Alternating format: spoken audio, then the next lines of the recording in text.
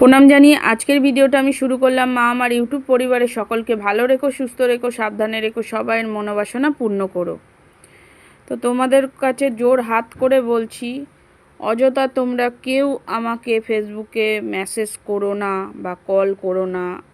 আমি আগের দিনও বলেছি ভিডিওতে, আজকে সোমবার, তো আজকেও আমি তোমাদের বলছি কথাটা, তোমরা কেউ অযথা করো না। তোমরা দয়া করে, তোমাদেরকে আমি বলছি, অনুরোধ করছি, তোমরা ভিডিওতে দেখে নাও, সব বলা আছে, প্রত্যেক দিনের আপডেট দেওয়া থাকে।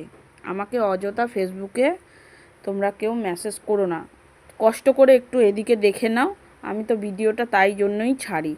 বলো, তোমরা যদি না দেখো, সব কথা আমাকে ওখানে জিজ্ঞাসা করতে থাকো, তাহলে কি করে হয়?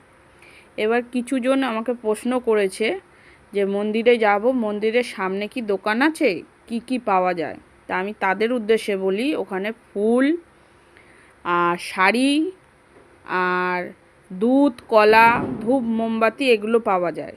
সন্দেশ আর ফল বা আদার্স কিছু যদি তোমরা দিতে চাও, সেগুলো তোমরা বাড়ি থেকে নিয়ে যাবে। সব থেকে ভালো, সব কিছুই বাড়ি থেকে নিয়ে যাওয়াই ভালো, কেন ওখানে বিশাল দাম। এটা আমি আমার নিজের অভিজ্ঞতা দিয়ে বললাম, কেন ওখানে প্রচুর দাম। এবারে তোমাদের সেটা যেটা সুবিধা হবে তোমরা সেটা নেবে।